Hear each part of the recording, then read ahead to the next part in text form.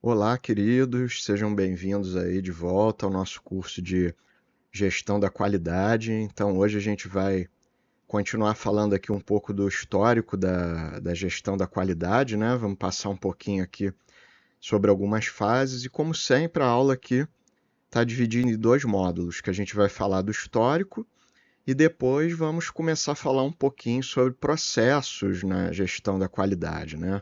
Processos de negócios, mais especificamente. Então, pessoal, só me apresentando aqui rapidamente, né? Se você não me conhece, está vindo aqui pela primeira vez, eu sou Pedro. Eu sou professor do Cefet, tanto da graduação presencial como da graduação EAD, e atuo também na pós-graduação. Beleza? Então, pessoal, vamos lá, vamos falar um pouquinho, né? Na última aula a gente estava começando a pegar as percepções de qualidade. E agora, a gente passando um pouco pela história, a gente vê que tinha a figura do artesão, né, pessoal? E era uma visão extremamente diferente da moderna, porque basicamente o artesão, ele tinha que dominar tudo, né? Ele tinha que pensar desde a concepção até o pós-venda. Então, quer dizer, ele tinha que ter alguma ideia ali do projeto, desenhar aqueles materiais, aquele equipamento, aquele produto, ou imaginar aquele serviço que ele ia prestar. E ele tinha que imaginar todo o processo, tudo que envolvia aquele produto ou serviço. Inclusive o pós-venda, inclusive a venda e o pós-venda, quer dizer, tinha que ser uma pessoa que tinha ali alguma articulação, né?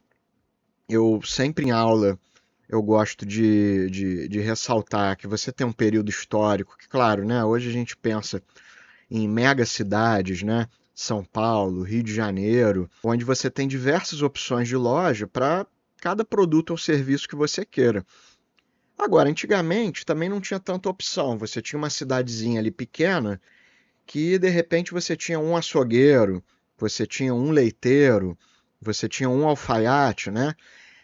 Mas quando você começa a ter algum tipo de opção, a pessoa também tem que convencer o outro de que aquele produto é importante e serve para alguma coisa. Quando a cidade é muito pequena e você só tem uma opção, esse trabalho de convencimento não existe, porque basicamente segue aquela lógica do Ford, né? Você pode ter o carro que quiser, desde que seja um Ford T preto, e isso funciona muito bem a partir do ponto em que você não tem concorrência, que você não tem variedade, beleza? Então essa era a historinha do artesão. Ele tinha que dominar desde a concepção até o pós-venda. Quer dizer, se dava algum problema com o produto, qualquer tipo de reclamação, era tudo ali mesmo com o artesão. E a percepção de qualidade, quer dizer, dificilmente você teria indicadores, né? Você teria algum sistema mais robusto de gestão, de coleta de dados. Então a percepção de qualidade era no boca a boca. Se alguém não reclama, teoricamente está bom. Se alguém faz alguma reclamação, aí você tinha que ir lá e reparar aquele produto ou serviço que você ofereceu. Se alguém elogia, significa que você está num bom caminho. Então, pessoal, era muito importante que o artesão dominasse, ainda que de maneira indireta, não formal, conceitos ali como metrologia, confiabilidade, conformidade, tolerância e especificação. É evidente que a gente não vai aprofundar, você tem inclusive cursos técnicos aí de metrologia, então a gente não vai aprofundar cada um desses conceitos. Vocês podem, qualquer complemento que vocês queiram, podem colocar aí nos comentários também, que a gente tenta ajudar. Então, uma coisa muito importante, nessa época o foco era o produto e não o processo. Reparem, né? Uma mudança muito grande que aí a gente tem já caminhando aí para a época da Revolução Industrial e mais especificamente a época taylorista, que você começa a dar um olhar para o processo produtivo, ou seja, você vai começar a ter uma super especialização do trabalho. No Taylorismo, você vai ter, dentro dessa mudança de paradigma, os blocos construtores do Taylorismo, produção em massa, fragmentação do trabalho, um homem, uma tarefa, uma super especialização de cada trabalhador, de cada operário, em uma única tarefa.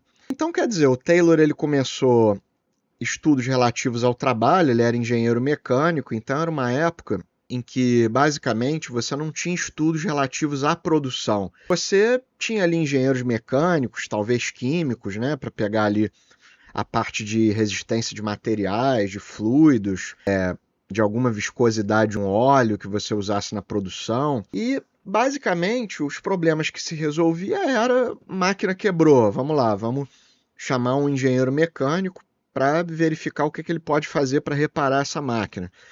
Então o Taylor, além disso, ele começou a se deparar com problemas da produção, produtividade, métodos de trabalho.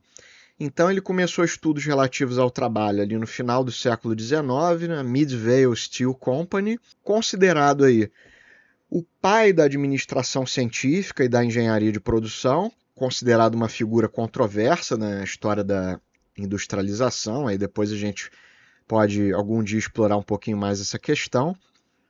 Contribuições de aço rápido, estudo da usinagem de metais, estudo de tempos e movimentos, utilização de método científico para a organização do trabalho, descanso no trabalho, e investigações sobre o clássico estudo da pá. Aí, é claro, eu provavelmente não posso colocar aqui para não dar strike, problemas de direitos autorais, mas no YouTube mesmo a gente acha alguns vídeos bastante interessantes sobre esse estudo da pá, né? Eu colocava em algumas aulas, mas aqui eu creio que não vai ser possível por conta de direitos autorais, beleza, gente? Então o Taylor, ele se debruçou sobre algumas questões do tipo, vamos lá, qual é a melhor maneira de eu executar essa tarefa? E qual é a tarefa de trabalho diária de um operador? Pessoal, isso pode parecer estranho, né? A gente ainda está falando de uma época que as condições dos trabalhadores eram muito precárias, não que hoje não seja, infelizmente ainda é, em muitos casos. Depois eu vou gravar um vídeo especificamente falando um pouco sobre isso, mais ligado à minha parte de riscos em cadeias de suprimentos. Mas você tem que imaginar, para a gente não ser anacrônico, o contexto da época. Você tinha um contexto de revolução industrial em que basicamente a lógica era o trabalhador, cara, trabalha até morrer. Então trabalha ali jornadas de 14, 15, 16, 18 horas, com gases tóxicos, né? Não que hoje isso ainda não exista, mas hoje, mal ou bem, você tem leis trabalhistas, você tem fiscalização em algum grau que tenta inibir um pouco isso. Então, isso foi, de alguma maneira, revolucionário para a época, né? Você começar a pensar nesse tipo de coisa, ainda que por um viés provavelmente único e exclusivamente econômico, né? Você começou a pensar, cara, tá bom, será que é válido eu botar uma criança para trabalhar? Né? Então começou a ter algum questionamento sobre isso, ainda que sob um viés exclusivamente econômico, do tipo, tá bom, eu não vou adoecer esse trabalhador para ele continuar trabalhando, então isso foi implementado. E aí, dentro dessa tarefa, você consegue resumir, né, dentro desse trabalho um pouco mais científico, mais racional, o Taylor implementou estudo científico de elementos de operação em substituição a métodos usados até aquela época, escolha do melhor operário para cada tarefa, treinamento e desenvolvimento, substituindo, né, o costume de deixar o operário escolher o trabalho e se treinar. Você aí tinha uma coisa um pouco mais científica, algum espírito de cooperação entre administração e pessoal, né? Claro que, de novo, a gente está entendendo que é o século XIX, tá, pessoal? Se até hoje isso já é um pouco, digamos assim, cômico em algum grau, né? Imagina naquela época, né? O nível de exploração era realmente muito alto. Então a gente tem que entender que a gente está falando ali do século XIX. Divisão do trabalho entre partes iguais, entre administração e operários, né? Cada um fazendo o que lhes coubesse. De novo, aqui a gente está falando da época, tá? E aí, bom, seguindo, a gente tem aí o paradigma do Ford T preto também, que eu já comentei. E dentro dessa produção em massa, dessa escala, desse corte de custos, quando você fala que você vai produzir só um produto, que é o Ford T preto, evidentemente, pessoal, eu não vou comentar tanto que não é o foco dessa aula, mas você tem toda uma lógica produtiva que veio com o toyotismo, que era a inserção de variedade, e veio com os blocos construtores dos sistemas enxutos. Talvez esse principal bloco responsável por construir um sistema enxuto seja o que a gente chama de troca rápida de ferramentas, que justamente é um conjunto de técnicas que vai pegar setups, né, no livro lá do Shinji ou Shingo, tá, pessoal? Quem quiser saber um pouco mais sobre o livro, bota aqui nos comentários que depois eu indico. Mas o Shingo, ele conduziu estudos para justamente você conseguir reduzir setups de até 2 horas, e nos relatos do Shingo, esses setups passaram a até 2 segundos, reduções drásticas de setup. Ou seja, voltando aqui, antes de você chegar no período pós-guerra dos sistemas enxutos, era essa lógica do Ford T preto, um único SKU, Stock Keeping Unit, e de uma única cor. Ou seja, fica muito mais fácil você fazer uma produção em massa. Você tem um único produto, né? Você configura aquele setup, faz a produção em lote, você não precisa se preocupar em grandes lotes, em quantidade grande de estoque, porque você sabe que se alguém quiser um carro, vai ser aquele porque é o único que tem à venda. Beleza, pessoal? Então, esse fator que foi deixado de fora, ele é justamente o quê? Ele é algo que depois a gente viu que o toyotismo começou a configurar, que era o desejo dos clientes. Quer dizer, a gente passa de uma fase, né, que você está começando, isso agora coincide também com muitos estudos da psicologia, né, que você começa a ver o homem, né, como um indivíduo, começa a entender que tem diferenças, né, entre as pessoas, e essa parte psicológica, ela começa a entrar também na parte mercadológica. E aí começa a pensar, ora, tem um modelo de produtivo aqui que é praticamente inatacável, perfeito dentro do que ele se propõe a fazer. Como que a gente pode competir com isso? Ora, entendendo que, de repente, a pessoa pode não querer um Ford T preto, ela pode querer um Ford T na cor branca, na cor vermelha, ou de alguma outra customização que seja possível para a época. Então, essa parte dos desejos dos clientes ser introduzida foi uma coisa muito importante, porque a gente fazia ali no sistema fordista a famosa produção empurrada, feita sob demanda, na verdade, produzida a partir de uma previsão de demanda, né, pessoal? Não com um pedido real de produção. Você tinha alguma estimativa da previsão de demanda e, com isso, você produzia em grandes lotes, produzindo na lógica para estoque. Beleza? E aqui, por enquanto, um único produto produzido. Seguindo, pessoal, a gente aqui, logicamente, não vai entrar muito por essa área da produção, né? Em outra disciplina eu continuaria falando ali do sistema Toyota e de sistemas enxutos. Aqui a gente vai tentar pegar um pouco mais desse recorte da gestão da qualidade. Então, vamos pegar ali um pouquinho da história, né? Você teve o Schuhart, né? É um nome muito famoso aí por causa dos gráficos de controle, também responsável pela criação do ciclo PDCA, que depois a gente vai falar mais um pouco. Na década de 30, você começou a ter sistemas de medidas, o CEP, que é uma sigla para controle estatístico de processo, técnicas de amostragem e por aí vai. Também nessa época, você começou a ter outros teóricos, engenheiros, especialistas em qualidade em disciplinas correlatas, como, por exemplo, Elton Mayo, falando um pouco ali da parte de alienação do trabalho, participação do trabalhador. Dentro dos estudos de trabalho, você teve aí os estudos de Maslow, falando das necessidades, McGregor, Herzberg, com estudos de motivação humana, que também, ainda que indiretamente, você pode considerar que contribuíram para a gestão da qualidade. Você tem lá diversos estudos dentro da engenharia de métodos, inclusive, né, mostrando melhorias das condições, por exemplo, de iluminação, de higiene, de ruído dentro do trabalho, né? Então, isso tudo contribuiu, ainda que indiretamente, pessoal, para a melhoria da qualidade. Se a pessoa está num ambiente mais confortável, menos insalubre ainda que seja, a tendência é que ela produza com menos erros, um pouco mais dentro das especificações que são instruídas dentro da linha produtiva, beleza? Então, Você tem aí a criação da Society of Quality Engineer, que contribuiu para consolidar os estudos de qualidade, né? Eu já falei esses experimentos aí com iluminação,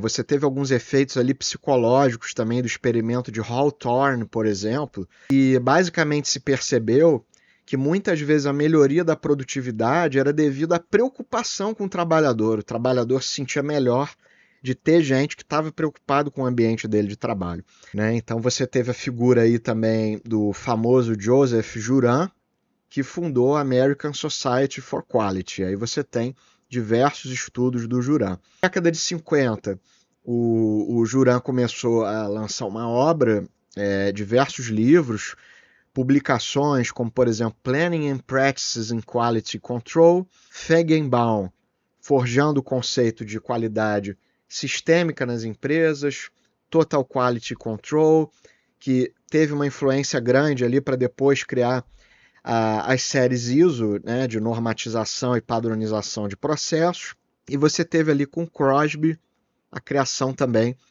do chamado Programa Zero Defeitos. Então, cada uma dessas obras, você basicamente consegue pegar e dar um curso estudando cada uma delas, né? Aqui a gente está tentando resumir, fazer, na verdade, uma síntese dos teóricos de nomes ali que foram importantes. Enquanto isso, no Japão, e a gente volta para aquele parênteses ali da produção enxuta, após o momento da Segunda Guerra, pessoal, você teve um momento ali de extrema escassez, o Japão, inclusive, sendo, até o momento da gravação desse vídeo, né, o único país que sofreu um bombardeio de bomba atômica no final da Segunda Guerra Mundial. Então, ele ficou realmente totalmente arrasado depois desse período. E, naturalmente, a única maneira de você reconstruir um país sem recursos, né? O Japão ainda é um país muito montanhoso, que você tem difícil agricultura, terremotos, tsunamis, ou seja, na verdade é praticamente mandatório você ter metodologias enxutas para você trabalhar dentro dessas condições, beleza, pessoal?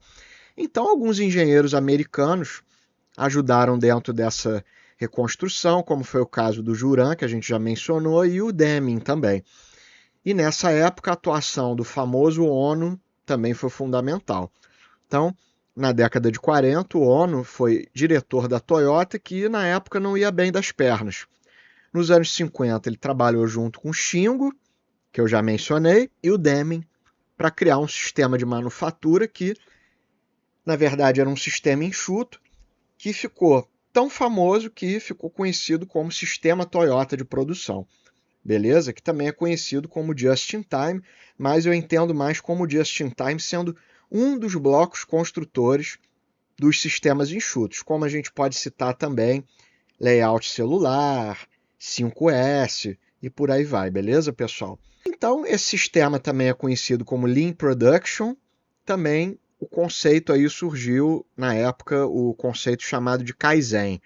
Né? O Kaizen ele é um conceito relacionado à melhoria contínua e, hoje em dia, as empresas elas podem aplicar criando o chamado evento Kaizen, que pode ser um turno, um expediente ali de cerca de 8 horas, que a equipe fica envolvida tentando resolver um determinado problema. E você tem o que são, na linguagem corriqueira, chamados também de pequenos kaizens, né? Pequenas melhorias que você vai executando ali no seu dia a dia para conseguir tornar o trabalho melhor, mais eficiente, pequenas economias de recursos. Essa também, pessoal, foi criado ali também algo que a gente estuda também na parte de logística, essas redes chamadas Keiretsu, que possuíam um padrão de colaboração ali diferenciados também, se a gente considerar a época ali que eles foram criados, beleza, pessoal? Então, dentro desses sistemas de qualidade, o Shingo ele também desenvolveu a ideia de um mecanismo de gabarito chamados de Pokayokis, né? Eu acho, não sei se a pronúncia em japonês é Pokayoke, alguma coisa assim, né? Eu aqui estou lendo da melhor maneira que eu consigo. E o que são esses Pokayokis, né? Como a figurinha está mostrando aí pra gente, você pode considerar a entrada USB, essa entrada HDMI, entradas de tomada, são esses gabaritos que criam dispositivos ali praticamente à prova de falhas, né? Quer dizer, se você tenta colocar algum dispositivo que não seja do formato ali da entrada USB, ele não vai encaixar. Então isso não vai gerar nenhum tipo de problema, beleza? Então isso ajuda naturalmente a você reduzir a margem de erro nos sistemas produtivos. O Shingo criou ali a troca rápida de ferramentas, a gente comentou também, tá? E aí você tem esse livro muito bom do Shingo, que em inglês o nome dele é justamente o SMAD, né? Esse acrônimo que quer dizer Single Minute Exchange of Dice and Tools, tá, pessoal? Então é um livro que para o engenheiro de produção eu recomendo muito em algum momento que vocês leiam, entendam o que está dentro dele, as metodologias. Aí você tem o famoso Ishikawa, que ajudou a criar as 7 ferramentas da qualidade, que hoje são dezenas. Hoje você tem empresas pegando ferramentas, customizando, criando as suas, modificando, transformando para a sua necessidade, beleza, pessoal? Na década de 70, esse modelo japonês, pessoal, ele já conseguiu evoluir de tal forma a conseguir aferir defeitos em partes por milhão, ou seja, você conseguir ter tão poucos defeitos que você só registrava um defeito a cada milhões ali de produtos produzidos, beleza?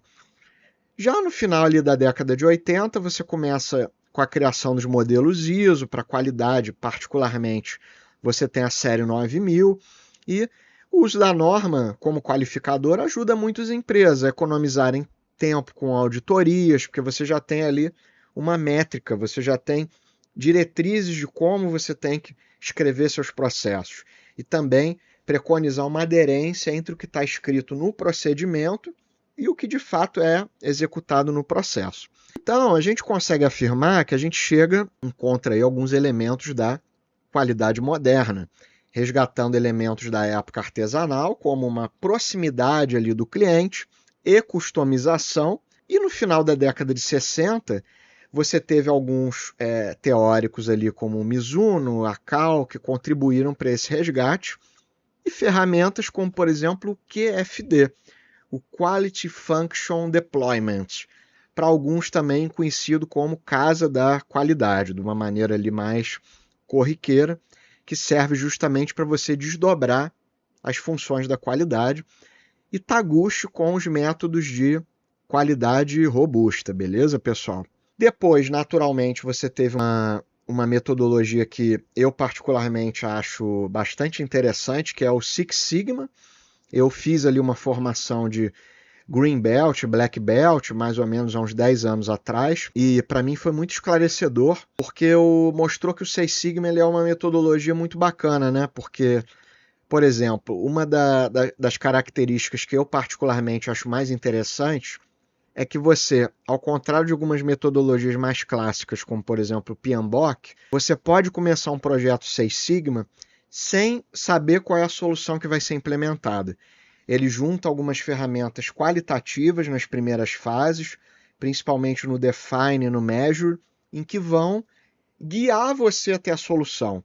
Pelo menos a uma priorização e a entender o que você pode encaminhar como mais urgente, mais barato, alguma coisa desse tipo, para que você consiga já gerar o que eles chamam de quick wins também, né? O interessante do Six Sigma é que a ideia é que tem escopos de projeto mais curtos, de 3 a 6 meses, para que rapidamente você consiga gerar esses quick wins e dessa maneira você motivar a equipe, gerar resultado e com isso as pessoas vão ver que a metodologia vai dar certo, vão se motivar mais e a tendência é que a venda da metodologia fique um pouco mais fácil, né? E aí depois, ao longo das outras fases, do final do Measure, no Analyze, você tem metodologias mais quantitativas, estatísticas, para você coletar dados, fazer testes de hipóteses, depois você medir o nível de controle do seu processo atual e depois você acabar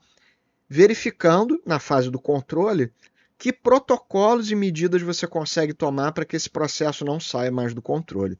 Beleza, pessoal? O método ele vai além do pensamento estatístico, porque ele busca, na verdade, e, por exemplo, em algumas fases, né?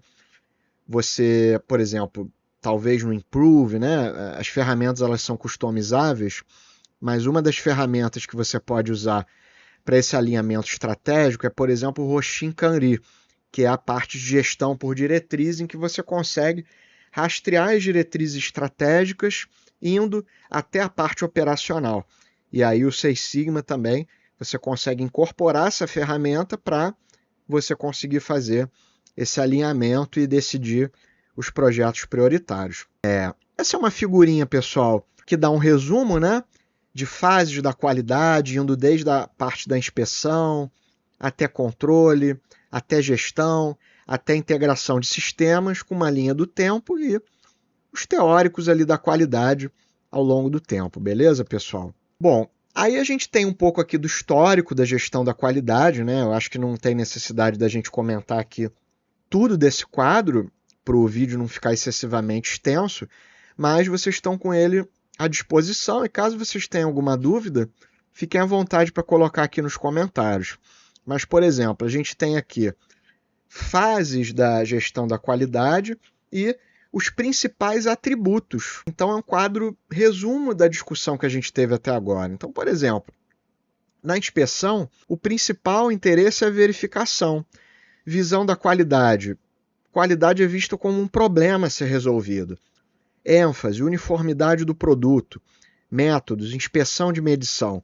E aí, se a gente for lá para o final, vamos ver o contraponto, pessoal. Interesse principal quando você chegou na fase da gestão total da qualidade. Interesse principal, o impacto estratégico. A qualidade agora ela tem um olhar muito mais estratégico. Ela me ajuda num posicionamento de marca. Ter qualidade não é mais um problema, não é mais algo estritamente operacional. É algo que faz parte do meu posicionamento estratégico como negócio, como serviço. Beleza? Visão da qualidade, uma oportunidade de diferenciação da concorrência. Então aí já está toda a parte estratégica, pessoal, definida. Eu me diferencio da minha concorrência, se eu consigo me posicionar, por exemplo, como líder de mercado em termos de qualidade, ora, reparem que eu passo de um problema a ser resolvido para algo que vai me posicionar de uma maneira estratégica como um líder de mercado naquele ramo. Beleza, gente? Esse quadro teria muito mais coisa para a gente comentar, né? Mas a gente vai andando aqui um pouco adiante para o vídeo não ficar extremamente longo. E além de tudo, você tem algumas abordagens da qualidade, né? Você tem, por exemplo, a que é chamada de transcendental, onde você tem que qualidade é sinônimo de excelência inata, absoluta e universalmente reconhecível, né? Com isso, qual é a grande dificuldade? Você tem pouca prática, pouca orientação prática, né? Fica uma coisa ali muito, digamos assim, etérea, né? Uma coisa muito voltada ali para uma super habilidade.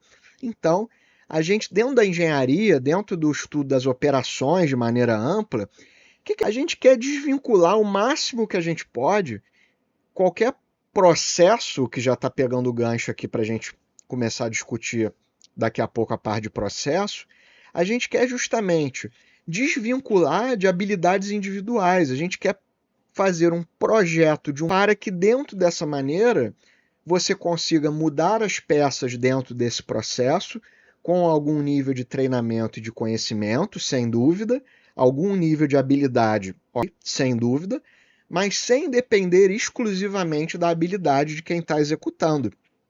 Beleza? E aí, dessa maneira, você consegue uma padronização melhor de nível de qualidade, de nível de processo. Aí a gente vai lá na frente, baseada no valor.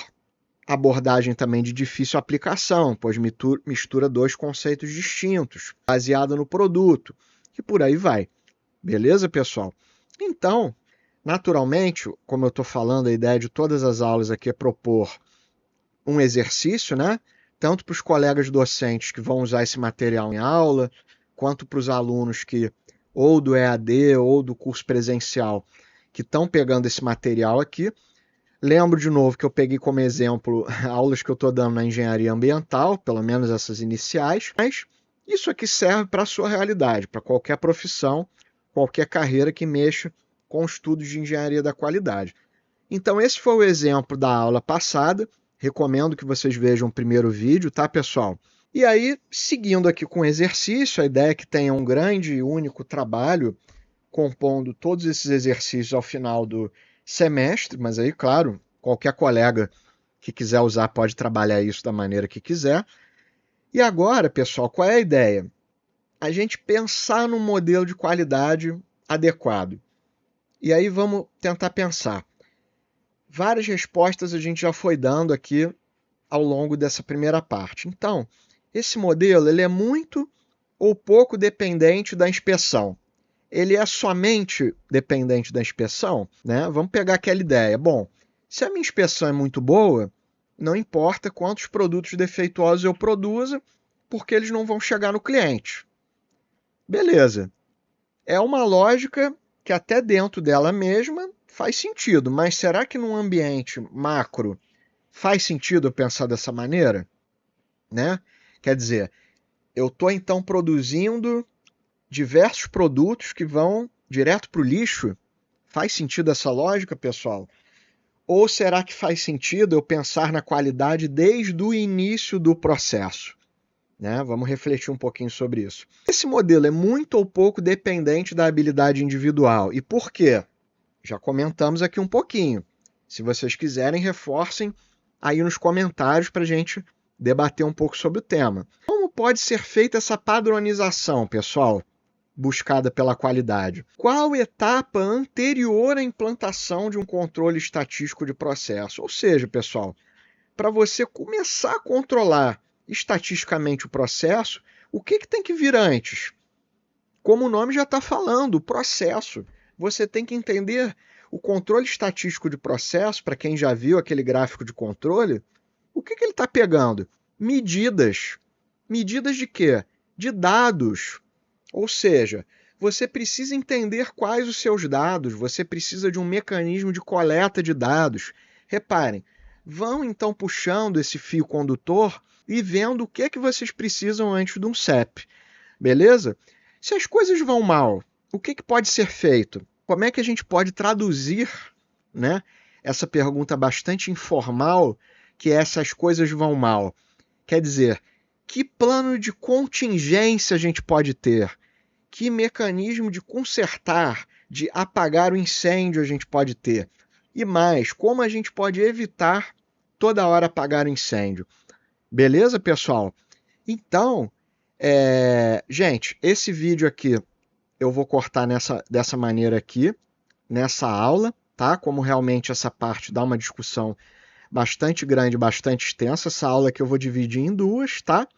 Então, eu termino aqui fazendo aquele pedido, pessoal. Se você gostou do conteúdo, se o conteúdo ficou bacana, te ajudou a entender um pouco mais do histórico da gestão da qualidade, se você usou em aula, se te ajudou a montar material, né? Eu, no início, quando eu entrei na graduação para professor, lá em 2014, cara, eu achei bem difícil sair montando tanto material, né? Eu sentia que, cara, eu falava muito rápido, né? Aquelas coisas de quem está começando. Então eu sentia que era slide, muito slide, e muitas vezes não era suficiente. Né? Então, se esse material está ajudando vocês, comenta aqui. Se eu puder ajudar algum colega que esteja começando, maravilha. Bate essa bola comigo. Beleza, pessoal? Então, até a próxima aula. Se você puder, compartilhe esse vídeo para ele chegar a mais pessoas. Sua curtida e muito obrigado. Beleza?